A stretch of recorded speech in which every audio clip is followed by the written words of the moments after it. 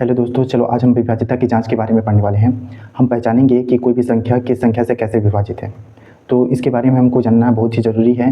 ये बहुत ही हेल्प करती है विभाजित करने में हमको। पूरी तरीके से हम किसी भी संख्या को कौन सी संख्या से विभाजित होती है इसके बारे में जानेंगे आज। चलो तो आज हम देख लेते हैं सबसे पहले 2 से विभाज्यता की जाँच। ध्यान रखिएगा कि कैसे पहचानें कि कोई भी संख्या 2 से कैसे विभाजित होगी। तो जिस भी संख्या का लास्ट अंक, ध्यान रखिएगा, लास्ट अंक क्या होगा, या तो 2 होगा या 4 होगा, 6 होगा, 8 होगा या 0 होगा। इनमें से अगर लास्ट अंक आती है तो वो संख्या 2 से विभाजित होगी। या फिर बोल सकते हैं कि सम संख्या जो होती है वो 2 से विभाजित होती है। जैसे अगर मैं बोलूँ कि 2, 4, 6 2 से विभाजित है, यस 2 से विभाजित है। 2, 3, 3 ये 2 से विभाजित है पूरी तरीके से? नहीं, 2 से विभाजित नहीं है। उसी तरह अगर बोलूँ 2, 5, 8 ये 2 से विभाजित है तो यस ये 2 से विभाजित है। इस तरीके से हम लोग 2 से विभाज्यता की जांच कर लेते हैं। इसी तरह हम 3 से देखते हैं, 3 से विभाज्यता की जांच। 3 से विभाज्यता की जांच में क्या होता है कि सभी अंकों को जोड़ देते हैं और जोड़ने के पश्चात जो अंक आता है अगर वो 3 से विभाजित होती है तो वो संख्या भी 3 से विभाजित होती है। इसका कंडीशन क्या है? सभी अंकों का योग 3 से विभाजित हो, 3 से विभाजित हो। जैसे सपोज मान लो 3, 4, 3 लिए, ये 3 से विभाजित है क्या? चेक करेंगे तो कैसे चेक करेंगे? इससे पहले सभी अंकों को जोड़ देंगे। 4, 3, 7, 7, 3, 10, 10 है। अब ये 10 3 से विभाजित है क्या? नहीं, 10 3 से विभाजित नहीं है, इसलिए ये 3 से विभाजित नहीं होगा। एक संख्या और चेक कर लेते हैं, जैसे 2, 4, 3 ये 3 से विभाजित है क्या? तो कैसे चेक करेंगे? तो 2, 4, 6 हो जाएगा और 6, 3 कितना हो जाएगा? 9, और 9 को हम 3 से डिवाइड करेंगे तो चले जाएगा, मतलब ये संख्या 3 से विभाजित है। इस तरीके से हम 3 से विभाज्यता की जांच कर लेते हैं। ठीक है, अब चलो 3 से विभाज्यता की जांच की जैसे ही है 9 से कैसे पहचानेंगे कि कोई संख्या 9 से कैसे विभाजित है। इसका भी कंडीशन वही है कि सभी अंकों का योग 9 से विभाजित हो, सभी अंकों का योग 9 से विभाजित हो। जैसे मान लो कोई भी एग्जांपल ले लेते हैं, जैसे हम 7, 9 ले लेते हैं। क्या ये 9 से विभाजित है? तो क्या करेंगे, दोनों को जोड़ देंगे तो 9 7 कितना हो जाएगा? 16। अब 16 को चेक करेंगे तो 9 से विभाजित है क्या? नहीं, ये 9 से विभाजित नहीं है, इसलिए ये 9 से विभाजित नहीं होगा। इसको चेक कर लेते हैं, जैसे 6, 3 को चेक कर लेते हैं। जैसे 6 और 3 को जोड़ देंगे तो कितना आ जाएगा? 9, और 9 9 से विभाजित है क्या? यस, 9 9 से विभाजित है, इसलिए 63 भी 9 से विभाजित होगा। इस तरीके से हम विभाज्यता की जांच करते हैं। ठीक है, कि कोई भी संख्या 9 से कैसे विभाजित होगी। ठीक है, एक और संख्या देख लेते हैं, जैसे कि मान लो 2, 4, 9, 3 क्या ये 9 से विभाजित है क्या? तो इसको हम क्या करेंगे, सभी अंकों को जोड़ेंगे। जैसे 2, 4 कितना हो जाता है? 6, और 6, 9 कितना हो जाता है? 15, 15, 3 कितना हो जाता है? 18, 18 को हम 9 से डिवाइड करते हैं तो ये पूरी तरीके से चले जाता है, मतलब ये भी 9 से विभाजित हो जाएगा। ठीक है, इस तरीके से हम 9 से विभाज्यता की जाँच कर लेते हैं। चलो अब हम 4 से विभाज्यता की जांच देख लेते हैं। कैसे पहचानेंगे कोई संख्या 4 से कैसे विभाजित हो। 4 से विभाज्यता की ध्यान रखना, इसमें क्या होगा, अंतिम जो अंक होगा, अंतिम अंक या तो 0 0 होंगे या 4 से विभाजित होंगे। अंतिम अंक या तो 0 0 होंगे या 4 से विभाजित होंगे। अगर मैं बोलूँ कि 200 4 से विभाजित है, यस 4 से विभाजित है ये, क्योंकि अंतिम अंक 0 0 है। अगर मैं बोलूँ 2 2 4 4 से विभाजित है, हाँ ये भी 4 से विभाजित है, क्योंकि जो अंतिम 2 अंक हैं। ठीक है, अंतिम 2 अंक यहाँ पर ध्यान रखिएगा, यहाँ पर अंतिम 2 अंक लिख देता हूँ, अंतिम 2 अंक 4 से विभाजित होंगे। ठीक है, इस तरह से एक चेक कर लेते हैं, जैसे 1 2 6 ये 4 से विभाजित है क्या? तो देखो 0 0 नहीं आया, लेकिन इसको चेक करते हैं तो ये 26 जो है, 26 4 से विभाजित नहीं है, मतलब ये 4 से विभाजित नहीं होगा। इसी तरह अगर 840 को चेक करते हैं तो अंतिम अंक या तो 0 0 आनी चाहिए या तो 4 से विभाजित होनी चाहिए। तो अंतिम 2 अंक को देखेंगे तो देखते हैं तो 40 जो होता है वो 4 से विभाजित होता है, इसलिए ये भी 4 से विभाजित होगा। ठीक है, इस तरीके से हम लोग 4 से विभाज्यता की जाँच करते हैं। चलो अब हम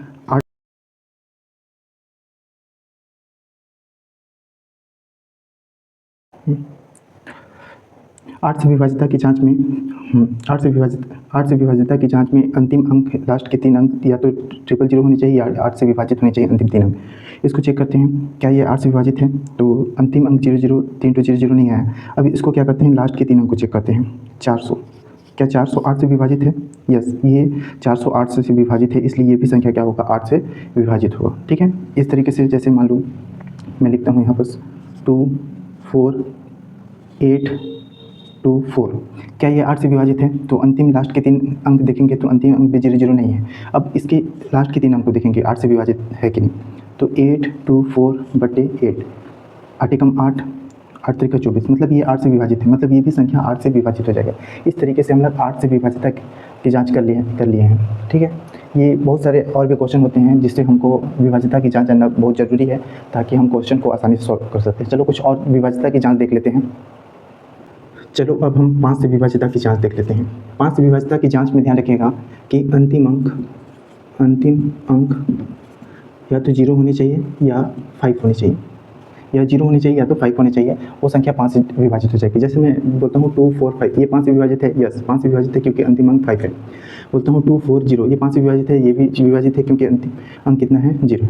ठीक है, अगर मैं बोलूँ 2 4 8, ये 5 से पूरी तरीके से विभाजित है, तो ये 5 से पूरी तरीके से विभाजित नहीं है क्योंकि इसमें अंतिम अंक 0 या 5 नहीं आया है। ठीक है, चलो अब हम 6 से विभाज्यता की जाँच में 6 से विभाज्यता की जाँच में हमको कैसे पहचानेंगे कि कोई संख्या 6 से विभाजित है। तो ध्यान रखिएगा कि जो 2 से भी विभाजित हो और 3 से भी विभाजित हो, दोनों संख्या से अगर विभाजित हो रहे हैं तो वो 6 से भी विभाजित होनी चाहिए। कंडीशन ये होनी चाहिए कि दोनों संख्या से विभाजित होनी चाहिए।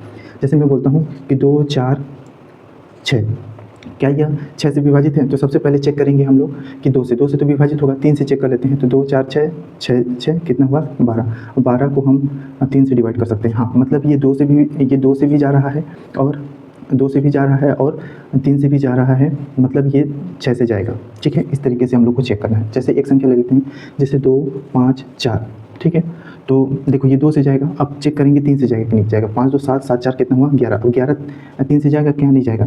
ये 2 से तो जा रहा है, ये 2 से तो जा रहा है लेकिन 3 से नहीं जा रहा है, इसलिए ये संख्या 6 से नहीं जाएगा।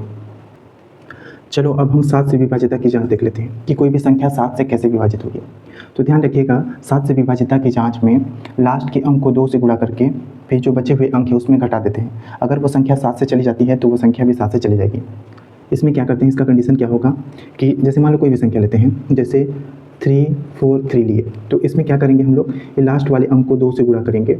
ठीक है, और जो आएगा उसको ये जो बचेगा अंक उससे क्या करेंगे, घटा देंगे। तो 3 दूना कितना हो जाएगा 6 हो जाएगा।